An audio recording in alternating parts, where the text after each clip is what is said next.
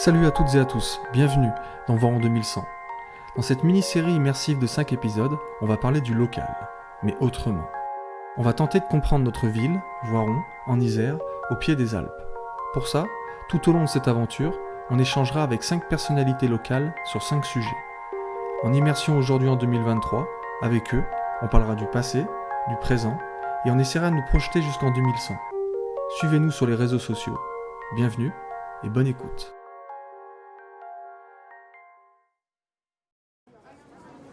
Alors Louis, on est au Forum des Assos à Voiron. On a rendez-vous avec Bruno Delage et on va parler du monde associatif et notamment de son futur. Alors Bruno, en parallèle de son boulot, il a toujours été dans les assos. Alors notamment dans le rugby. Tu vois, il a été joueur, entraîneur et maintenant il est bénévole, dirigeant au club du rugby de Voiron. Donc on va essayer de voir si on le croise dans les allées pour lui parler.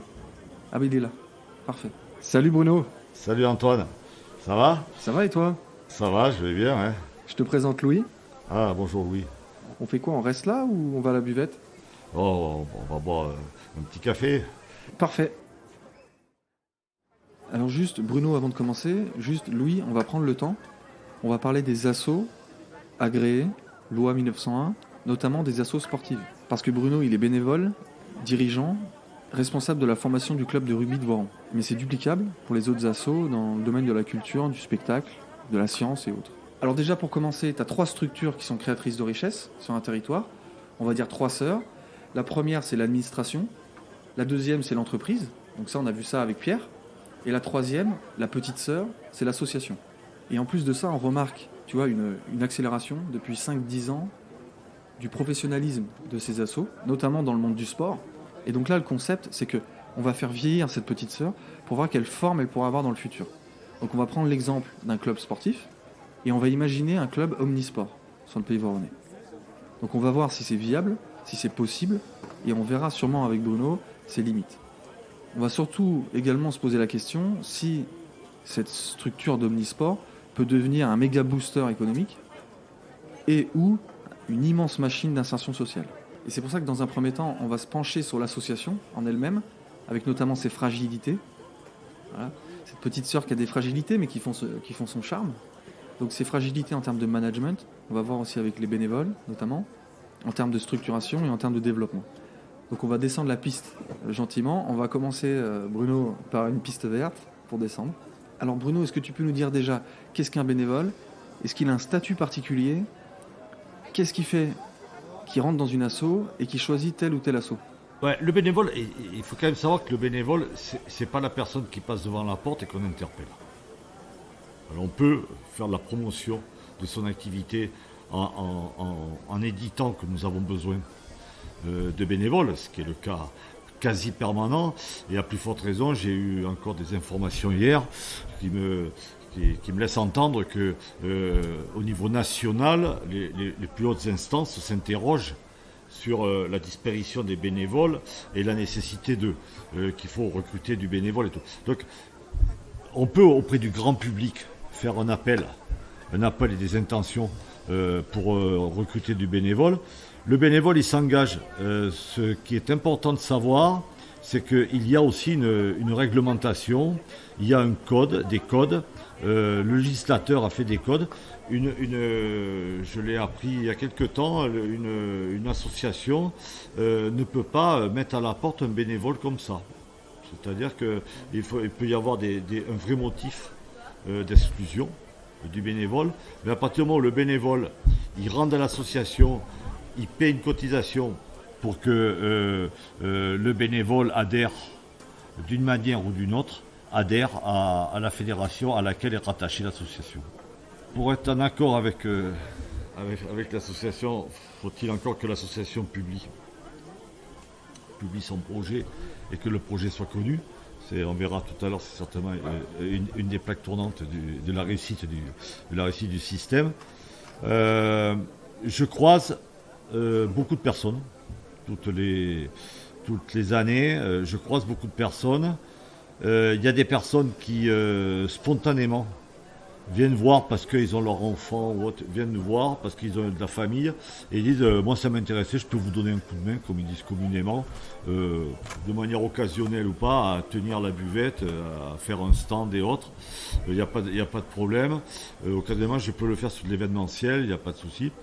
Il y a des personnes qui, c'est un petit peu plus culturel, ont toujours été dans le milieu sportif et veulent y rester et veulent occuper une place. Donc, ils veulent se rendre, ils veulent occuper un espace et rendre service. Il y a beaucoup d'altruisme derrière cela. Et puis je qualifierais une troisième catégorie de personnes, qui sont les personnes qui ne sont pas intéressées, mais au travers de l'association, qui ne seront pas permanents non plus, mais au travers de l'association, qui leur permettra de se développer, d'apprendre, de faire et de voir autre chose. J'ai connu ça dans le cadre social, dans le milieu social, avec des personnes qui avaient fait dans notre entreprise un parcours et qui, à la fin de leur parcours, souhaitaient intégrer le clan, entre guillemets, des bénévoles de la structure. On peut avoir ce cas de figure. Mais bien souvent aujourd'hui, et ce sera l'évolution, certainement pour demain, c'est rattaché au fait qu'on aime la pratique. On apprécie la pratique, on veut rendre service également au développement et à la bonne santé de la pratique et de l'activité. Ou alors on a une famille, une partie de la famille qui est dans l'association, voilà, un lien familial. Alors il y a aussi des gens qui n'aiment pas forcément le rugby, qui n'ont pas de gamins au club, qui sont pas de culture bénévole, tu vois, de famille, mais qui viennent quand même au club ou dans les assos, parce que peut-être ils viennent chercher un lien social, non? Ça joue ça? C'est un des nouveaux rôles de l'association. Alors nouveau, mais récent quand même, en termes de qualification. C'est les personnes qui recherchent, effectivement, personnes qui recherchent pour l'essentiel un lien social. Et c'est pour ça qu'on parle aujourd'hui de la responsabilité sociale de l'entreprise et par voie de conséquence de l'association dans le cadre où il y a un rôle entrepreneurial qui est fait. J'en ai connu, oui, j'ai connu des gens qui venaient, d'une part, ils pouvaient exercer leur qualification professionnelle antérieure ou active auprès de l'association, mais également c'était des personnes qui étaient un petit peu isolées et qui ont retrouvé au travers de l'association un lien social, avec les effets, comme on a pu échanger déjà, avec les effets sociétals de parents isolés et tout ce qui va. D'accord. Mais il n'y a pas que des bénévoles. On parle de triptyque gagnant parfois. Tu vois, le permanent, le bénévole et l'adhérent. Est-ce que tu peux nous en parler? Oui, ça pourrait être ce qui a été qualifié du triptyque gagnant. Effectivement. Alors, il faut peut-être quand même redéfinir, effectivement, et il est important de redéfinir les appellations. Le bénéficiaire dans certaines associations ont le titre comme ceci, on le qualifie de bénéficiaire. Dans d'autres, on va parler d'adhérent au sens large. L'adhérent, c'est celui qui veut exercer une pratique sportive et qui fait un choix d'aller dans un club qui est à statut associatif. Voilà, tout simplement, il prend une licence et il adhère au système. Donc, ça peut être l'adhérent. Ça peut être également, d'une manière, un terme générique, le client, avec l'évolution des associations et le développement. Association égale entreprise, dans l'esprit du moins, et dans ces organisations qui ont du moins, ça peut être aussi le client. C'est-à-dire que ça donne une vraie dimension au travail et à l'organisation de l'association, et notamment le fait que l'association puisse embaucher des personnes et avoir à ce titre des permanents. Et en plus, on va trouver pour l'équilibre, le troisième point d'équilibre qui va être le bénévole de l'association. Le bénévole, il peut aussi être dirigeant, puisque pour des raisons d'assurance et autres, les fédérations demandent à ce qu'il y ait une affiliation à la fédération. Ouais, donc on a vu les trois personnages clés, l'adhérent, le permanent et le bénévole, mais c'est vrai qu'il y a le concept de bénévolat, qui est quand même le ciment de l'asso. Le bénévole, par voie de conséquence, est j'aurais tendance à dire, est l'âme centrale de la composition d'une association, quelle qu'elle soit. S'il n'y a pas de bénévoles, il n'y a pas d'association. Je reprécise que nous sommes dans le cadre de la loi 1901, structure associative à titre à non lucratif. C'est-à-dire qu'il peut y avoir des transferts d'argent, il peut y avoir de l'argent échangé à l'intérieur de l'association, même avec l'extérieur de l'association, mais les bénéfices ne sont pas reversés à des actionnaire. Donc les bénéfices, ils rentrent dans l'association, ils restent dans l'association pour améliorer. Et de fait, vu les aides associatives aujourd'hui, il y a ces permanents qui viennent, ils amènent, comme tu dis, de la compétence. Encore faut-il avoir identifié le besoin à l'intérieur de la structure, et on va à quelque part, entre guillemets, c'est toujours un mot qui est prêt à l'interprétation et qui est un petit peu vilain, mais on va recruter. L'association va recruter, et qui recrute, c'est le bénévole. C'est le bénévole qui, au travers d'un cahier des charges ou d'un besoin, va recruter le permanent. Il a un contrat de travail. Là, c'est pas la loi 1901, c'est un contrat de travail édité par le législateur et par le Code du travail. Donc il y a, comme tout salarié, le permanent est un salarié de l'association, il y a un salaire, une grille de salaire, une convention professionnelle, tout est parfaitement calqué de la même façon que sur le code du travail qu'un travailleur lambda. D'accord. Mais juste aussi, on parlait tout à l'heure de management, de gestion humaine, donc avec ses adhérents, ses permanents, ses bénévoles. C'est pas facile, en vrai. Et est-ce que tu peux nous parler aussi de l'organisation même de l'association ? Le succès, il vient de cet équilibre.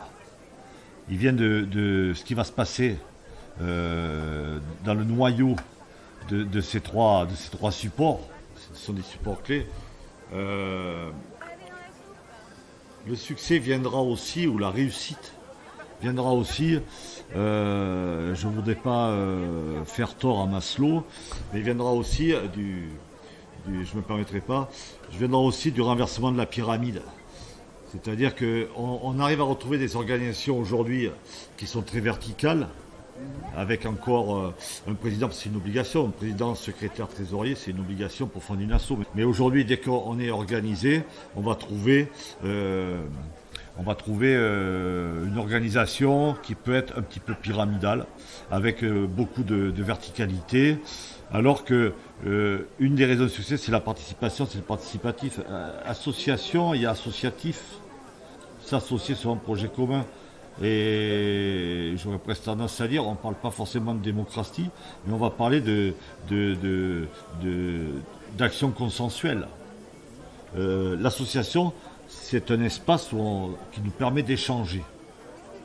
Alors tout le monde n'est pas d'accord, heureusement. Mais voilà, quand on fait quand on a une démarche démocrate, essentiellement démocrate au sens du terme, le vote, si je donne cet exemple-là, il y a toujours 51% de satisfaits et 49% de déçus. C'est de se mettre, comme on dit, autour de la table et de travailler ensemble. Donc les bénévoles, tenir compte de l'adhérent. On lui pose très peu de questions, comment tu vis l'exercice que tu fais au niveau de l'association. Et puis tenir compte aussi du bénévole. Donc il nous faut parler à tout le monde. Et puis ce lien, le procédé qui va nous permettre de relier tout ça, c'est le projet associatif qui doit être formalisé. Et le projet associatif, c'est pas l'affaire d'un président, c'est pas l'affaire d'un trésorier ou c'est pas l'affaire d'un secrétaire général. Le projet associatif, il doit prendre les trois supports, adhérents, bénévoles et permanents. Et puis, pourquoi on vient ? Alors c'est vrai que tu as parlé du projet associatif, qui est un document qui doit être rendu public et qui est un peu le fil d'Ariane de l'asso. Est-ce que tu peux nous dire ce qu'il y a dedans, dans ce document ? Il va falloir qu'on décrive dans quelle société on s'inscrit. Il y a un effet sociétal. Dans quelle société on s'inscrit. Avec quels partenaires on travaille. Les partenaires, ils sont institutionnels ou ce sont des financeurs. C'est important. L'association aujourd'hui vit encore et grâce aux donateurs et aux partenaires économiques et aux institutions. Autrement, ce serait difficile d'avoir une progression. On ne pourrait pas vivre uniquement des adhérents. On ne peut pas vivre uniquement de la collecte des adhésions. L'organigramme, quelle organisation on va trouver? Je suis nouveau, j'arrive dans une association. À qui je parle? Qui est-ce qui est en face de moi? C'est important. L'organigramme est important. L'organigramme, il traduit l'organisation, il traduit également les circuits de communication. Comment est-ce que je circule? Et également les éventuels rangs hiérarchiques, ce qui gomme pour partie aussi, qui devrait gommer pour partie, quelquefois un petit peu les tensions entre les bénévoles et les permanents. Voilà, ça nous permet ça. Et quels sont les projets de développement? Donc on est sur ces items-là principalement. Mais il est vraiment important, en préambule, d'énoncer la raison d'être et le but de l'association. Quelqu'un vient dans le milieu du rugby, ça peut paraître ridicule ce que je vais dire, mais faut-il encore qu'on lui ait dit qu'ici on pratique le rugby.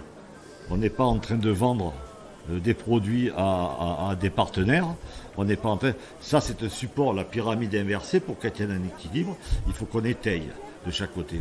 Donc l'action partenariale, l'action commerciale et tout vient nous aider. Mais prioritairement, on vient pour la pratique du rugby ou pour apprendre à la pratique du rugby ou pour apporter son soutien pour que les rouages fonctionnent de l'organisation en tant que bénévole à cette pratique-là. L'objectif, il est de développer la pratique du rugby et dans un deuxième temps, peut-être la performance sportive, puisqu'il faut en parler, aujourd'hui c'est d'actualité. Mais si on ne traduit pas ça au départ, il peut y avoir un questionnement, et également sur le qui fait quoi dans un club. C'est important. Hein. D'accord. Alors après, juste pour résumer, ce que tu as dit, notamment avec le projet associatif, c'est déjà identifier, être conscient de l'environnement économique et social autour de l'asso. Ensuite, il y a l'organisation, plus pratique. Et après, il y a la vision et le projet de développement. Ensuite, il y a la raison d'être. Et si j'ai bien compris, en fait, quand tu dis il faut retourner la pyramide, c'est-à-dire qu'il faut se concentrer sur le pratiquant. Je prends l'exemple du rugby. Les valeurs du rugby, tu les comprends, enfin en tout cas, tu les imprègnes en faisant du rugby, en allant sur le terrain de rugby. Donc c'est-à-dire que les valeurs du sport, et ça peut être duplicable dans tous les autres sports, elles sont dans la pratique. Alors après, on peut les communiquer envers les partenaires, envers la population, soit pour attirer des sponsors, on peut attirer des bénévoles, on peut attirer des pratiquants, mais ça c'est dans un second temps. Parce que c'est dans la pratique effectivement qu'on a ces valeurs-là, et c'est ces propres valeurs-là qui vont nous aider à s'insérer dans la société. Le rugby, ça peut être le respect, la solidarité et autres. Et pour revenir au concept de bénévolat, est-ce que tu ne penses pas que tous ces bénévoles, inconsciemment ou consciemment, alors soit on peut servir des cafés à la buvette, soit on peut porter des gourdes sur le terrain, peu importe, est-ce qu'inconsciemment, c'est pas la motivation, cette motivation-là, qu'on va intégrer tous ces jeunes-là dans la société, avec ces valeurs-là? Est-ce que tu ne penses pas que ça dépasse les motivations dont on a parlé tout à l'heure, et notamment via ce rôle social? Il y a quelque chose qui dépasse le simple fait de se satisfaire soi-même, mais c'est de satisfaire aussi les autres et d'amener son savoir auprès des autres. La motivation, elle est... Ouais, je pense qu'on évoluera, mais je pense qu'elle sera de plus en plus d'ordre social, la motivation. Par exemple, on peut créer et travailler socialement dans un espace donné avec un effet sociétal auprès des établissements scolaires par exemple. Et je précise, si on arrive à allier sur un double projet pour un jeune, si le secteur le permet, si la dimension également le permet. Le spectre, on va dire, de l'éducation nationale et des établissements scolaires. Si tout ça le permet, on va pouvoir prévoir si l'environnement est économiquement riche d'entreprises et autres, si cet environnement qui doit être décrit dans le projet associatif également, on va pouvoir permettre aux jeunes gens de conduire et de mener un double projet, qui sera un projet d'une part sportif. S'il y a une belle organisation et une bonne organisation et si on est efficient sur la formation, mais également un projet d'emploi. Ouais, donc en plus de communiquer des valeurs de savoir-vivre, savoir-être, propres à chaque sport, notamment, concrètement, l'asso, elle peut t'aider aujourd'hui à trouver un boulot ou trouver des études. J'ai un petit clin d'œil à rajouter aujourd'hui. Moi, comme d'autres dirigeants, on va dire recruteurs de bénévoles, parce que c'est quand même un souci permanent dans notre structure. Très rarement, il nous est arrivé de poser la question: qu'est-ce que tu voudrais faire dans notre association? Très rarement. On connaît quelqu'un, on sait qu'il a une compétence de comptable, de cela. On va le voir, on dit: tu ne nous donnerais pas quelques heures pour faire la comptabilité dans l'association, et ainsi de suite. Alors il accepte ou il n'accepte pas parce qu'on est copains et tout. Donc de fait, on développe une espèce de réseau copinage pour partir. Et puis après, quelquefois, il n'y a que des déçus. Donc il faut faire très attention quand on approche, et quand l'association approche un bénévole, une personne. Il est important, si cette personne est d'accord pour qu'on lui parle et qu'on échange là-dessus, il est important de lui demander ce qu'elle souhaiterait faire. Parce qu'elle vient à titre gracieux, ne le perdons pas de vue, elle vient pour du plaisir. Donc le terme plaisir ne s'emploie jamais dans l'échange. Il ne s'emploie jamais dans l'échange, dans un premier temps. Donc il est important de lui poser la question. Ouais, et alors en plus de ça, on parle de valeurs, alors qu'ils sont propres parfois à chaque sport, ce qui peut être peut-être, j'anticipe un peu, mais peut-être un frein dans le club omnisport, qui regroupe plusieurs sports, donc plusieurs valeurs. Mais en parlant de ça, alors il y a le pratiquant qui connaît ces valeurs-là, mais en plus de la pratique, Bruno, comment on peut communiquer sur ces valeurs, déjà en interne, déjà à l'intérieur de l'asso? Bien communiquer, c'est également dire, commenter, développer, expliquer. Ça peut être aussi acculturer, à quelque part. Il faut qu'on amène toujours et qu'on soit porteur de la culture du sport, quel qu'il soit, quand on est dans un milieu sportif. C'est l'ADN, oui, c'est le sens et l'essence même. Et c'est l'essence même de notre volonté. Et on voit, comme tu dis, en fait, que l'importance en fait, du bénévole. Parce qu'il va être véhicule, il va contribuer à ces valeurs-là, et donc à l'insertion sociale par rebond. Et donc, d'où l'importance de bien garder ces bénévoles, en attirer, et de bien communiquer, et notamment bien accueillir. Ça, je sais que c'est quelque chose qui te préoccupe. L'accueil demande beaucoup d'écoute et d'être dans l'échange et être dans ce que le club ou l'association est, dans ce qu'elle est. Il ne faut pas qu'on soit à vouloir espérer avoir des Rolls quand on va très bien maîtriser la 4L ou la 2 chevaux. Il ne faut pas espérer aller plus loin. Quelquefois, l'espérance est ce que j'appelle l'illusoire, l'illusion, conduit à beaucoup de tensions, de ressentiments. On est très peu factuel. Restons, je veux dire, au juste niveau. Et oui, et pour aller dans ton sens, on a vu la fragilité, mais aussi l'importance des bénévoles, l'importance du rôle social de l'asso, par la pratique et ses valeurs, mais en parallèle, on peut voir comme un point de rupture. C'est-à-dire que les assos sportives, en tout cas les clubs amateurs, tendent vers le professionnalisme, mais parfois on a la sensation qu'elles se fissurent, enfin en tout cas qu'elles se déconnectent du pratiquant. C'est-à-dire que certaines assos, pas forcément sur le territoire, mais de manière générale, certaines vont devenir une plateforme RSE ou seulement une interface économique avec les entreprises locales. Et c'est pour ça qu'on a l'impression qu'elles se fissurent en 2 ou en 3. Donc il y a d'un côté la pratique avec les pratiquants et il y a l'autre partie, effectivement, plus sur l'extra-sportif et ce dont on a parlé. Donc tout ça, ça peut aussi tendre vers une perte de l'ADN et jusqu'à oublier ses pratiquants. Donc il y a un équilibre en fait à trouver là. Donc qu'est-ce que tu en penses de ça? C'est les limites certainement du système associatif et coopératif. Tu vois, une association pourrait très bien se constituer coopérative dans un deuxième temps. Par exemple avec des gens qui sont de compétences différentes, mais qui, par le produit de leurs compétences, arrivent à faire qu'un et arrivent à faire avancer le schmilblick.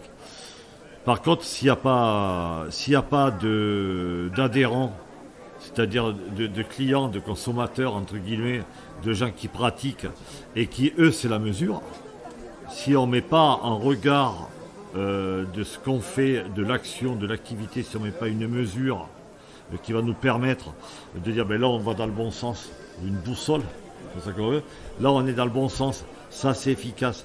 Mais il va falloir questionner celui qui est au bout du tuyau, au bout du tunnel, pour lui demander qu'est-ce que tu en penses et comment ça se passe. C'est pour ça que nous avons tenu, et c'est juste un nouvel exemple par rapport à ça, nous avons tenu l'association sportive où je suis bénévole, dans cette association sportive, à pouvoir faire que notre progression et notre amélioration ne viendra que de l'évaluation du pratiquant. C'est-à-dire on évalue qu'est-ce qui va bien, qu'est-ce qui va moins bien et comment est-ce qu'on peut faire pour que ça aille mieux, quoi. En gros, l'évaluation est là. L'évaluation, c'est la mesure de l'écart entre ce qu'on prévoit et ce qui se fait. Encore faut-il prévoir. Peut-être que demain, ou après-demain, c'est une obligation. Parce qu'aujourd'hui déjà, sur un aspect financier, les institutionnels et le législateur demandent des comptes. Ils demandent un budget prévisionnel et ils demandent un résultat. Donc lui, il est bien à l'évaluation de dire cette association fonctionne ou fonctionne pas ou ne fonctionnera pas, puisqu'on peut faire de la projection. Oui, alors c'est pour ça qu'il y a aussi cet équilibre entre l'organisation, la structure en elle-même, la rigueur, j'allais dire, d'organisation. Cette rigueur-là, ces structures-là, on en parlait tout à l'heure avec le management et la gestion humaine du bénévole, c'est pas incompatible d'une certaine manière, parce que ça pousse, comme tu dis, à travailler sur l'auto-évaluation, sur la satisfaction des pratiquants. Donc la structure en elle-même, c'est pas forcément un manque de liberté vécu par le bénévole. En tout cas, il faut bien l'amener, c'est certain, mais c'est pas forcément incompatible la structure avec l'épanouissement dans une structure associative. La démarche qualité donne du sens dans toute sa dimension, dans toutes ses dimensions, donne du sens. Donc pourquoi est-ce qu'on ne donne pas le sens par rapport à ça et la méthode? Donc on évalue en permanence.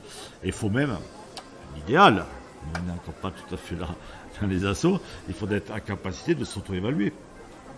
C'est sur un aspect méthodologique, strictement pratico-pratique. Voilà. C'est ce que j'essaie de transmettre. Donc comme tu dis, malgré le fait qu'on se professionnalise dans ces assos-là, il ne faut toujours pas perdre le terrain, la pratique, dans n'importe quel asso, j'allais dire. Il ne faut pas perdre son ADN, en fait. C'est ça un peu le challenge, quoi, quand on monte en puissance. La définition de l'asso dans son mode entrepreneurial doit être très, très, très précise. Qu'il en soit, quand un client voulait acheter du papier, il allait dans une papeterie, il ne faut pas qu'il se trompe. Alors après, il y a eu des dérives commerciales où les grands supermarchés ont proposé beaucoup, on vient pour acheter des petits pois et on part avec une voiture. Un exemple, une télévision, alors qu'on est acheté à l'origine une boîte de petits pois, mais ça c'est du marketing, c'est d'autres raisons. Mais déjà, a priori, le besoin primaire du client, c'est d'acheter 1 kilo de pommes. Il va dans une épicerie parce que l'épicerie propose 1 kilo de pommes. Et celui du rugby, il vient pour jouer au rugby. Et il vient pas ni pour faire et ça j'insiste un peu là-dessus, il vient ni pour faire la préparation mentale, ni pour faire autre chose. Mais après, on amène des compléments. C'est comme les compléments alimentaires, ça. Ouais. Bon, écoute, Bruno, avec Louis, on va aller faire un tour dans le forum. Bon, écoute, on se revoit tout à l'heure. On va parler notamment d'Omnisport. Hein, c'est l'idée. Et que tu nous donnes un peu ton avis là-dessus. Ok ? Allez, bah écoute, à tout à l'heure. Salut. Et à tout à l'heure, Antoine. Bonne visite.